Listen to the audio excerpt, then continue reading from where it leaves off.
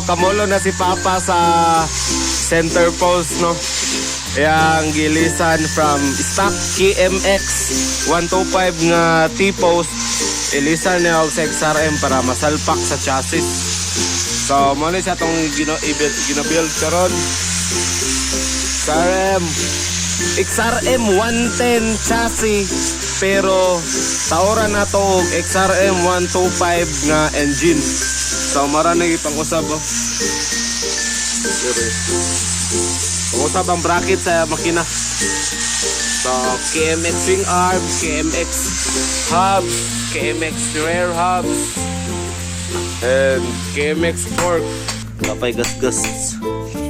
And yung makina, ato nang gipa-machine.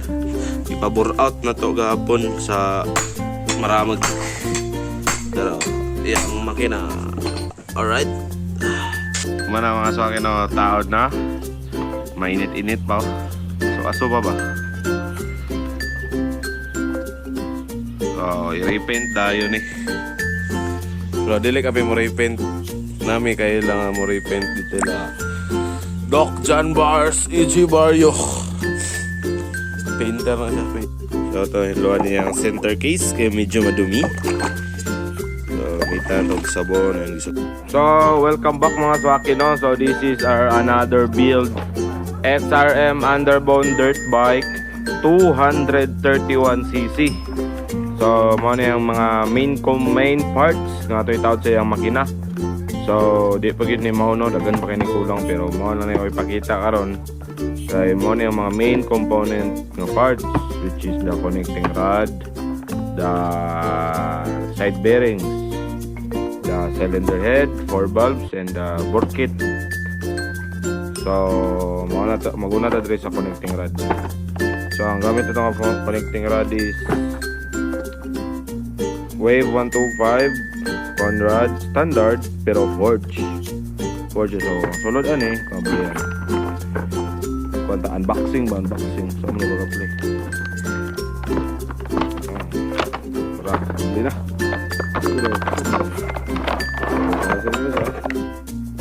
So, muna siya ang forge connecting rod. So, medyo lightweight. Bebe, but relative mong lightweight. So, medyo lightened. Diri. Ano yung round. Marag lightened siya, lightened. Diri. Yan, grabe ni ligon niya siya. Forge man. So, na siya pakapin nga bearing o crank pin. So, di na ito na siya magamit. Kaya magamit man tag stroker pin nga pitch bike yapon. So, ano siya no?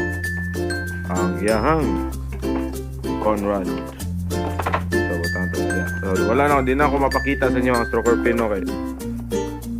Napa dito sa iyang crankshaft. Yeah. Goods pa man to. Katulad yung balik ilis sa tag-connecting rod ng forge. Then, yung side bearing is kuyo. Dua kabok side bearing sa crankshaft. Next is the bore kit, which matatong gika din ni kako ano Jojo racing parts. Aning dua kabok head block Jojo racing parts. Baka naman. So dahil as usual bore kit may pakapin nga base gasket and head gasket. Pero goods kay packaging kay na safety nga murag ko ano ning murag ko sa tawag gani.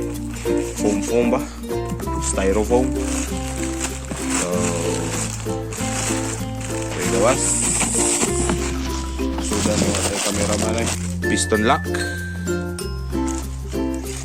piston pin, piston ring. Sudpod ito piston ring. And the block itself, the cylinder block. So medyo baga-baga gino kay 68 man. So dala yung piston.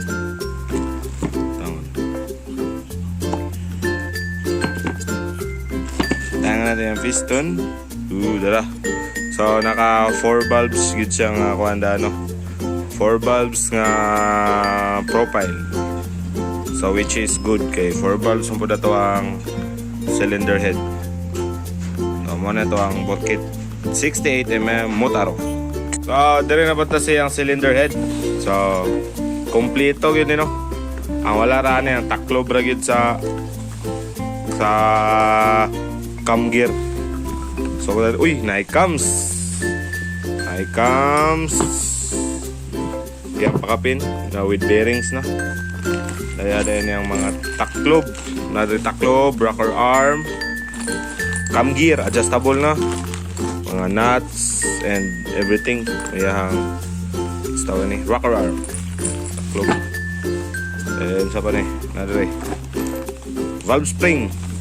Napatay modify yan no. Ay medyo gahi gyud na yung valve spring.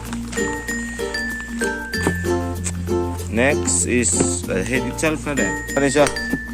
24-21.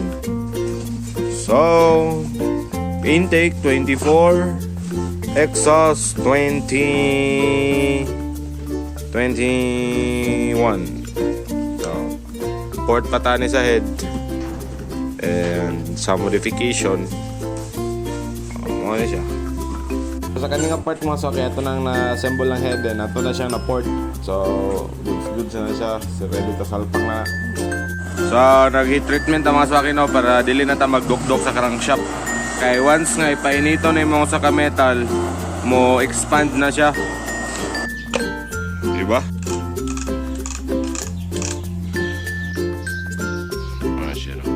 So, ngayon makapin na head gasket. Instead nga ka na itong gamiton, gamit ang copper head gasket.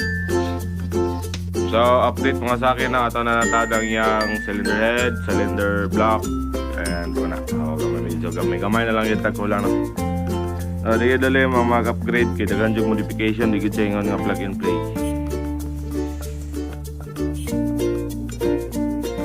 So update mga swaki, so natawad na yung wheel set, atras abante. And yung engine, so 110 chassis nila, XRM 110. So gibrakitan lang diyaw para magsahod ang 125 mo makina. So di siya may lang na 110, 125 na yung makina. So update mga swaki, natawran na itong pipe and naka-under ng makina. Tawad na itong fender. So gamay-gamay na lang yun.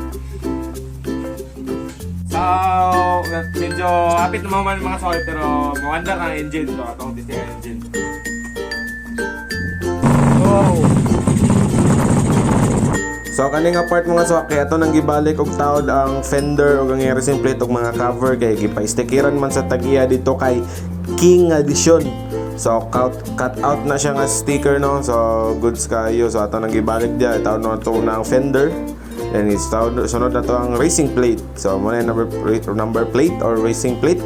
Sa kuha na siya CRF. Then yung fender kay CRF 150. Gitawad din natin yung side cover.